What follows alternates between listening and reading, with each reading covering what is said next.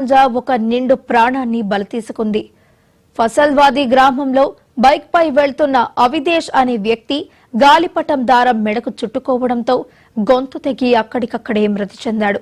మృతుడు ఉత్తరప్రదేశ్ రాష్ట్రానికి చెందిన వ్యక్తిగా పోలీసులు గుర్తించారు. ప్రమాదానికి కారణమైన చైనా మాంజాను స్వాధీనం చేసుకున్న పోలీసులు కేసు నమోదు చేసి దర్యాప్తు చేస్తున్నారు. నిషేధిత మాంజా కారణంగా ఇలాంటి ప్రాణాపాయ సంఘటనలు జరగడం స్థానికంగా విషాదం నింపింది.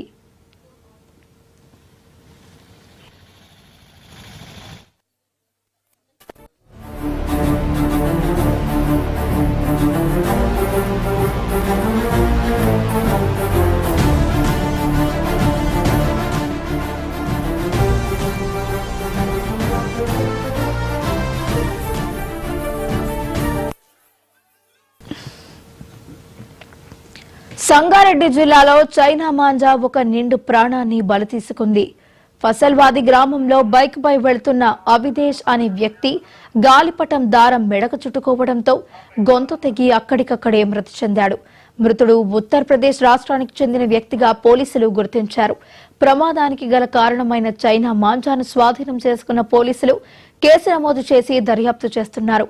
నిషేధిత మాంజా కారణంగా ఇలాంటి ప్రాణాపాయ సంఘటనలు జరగడం స్థానికంగా విషాదం నింపింది.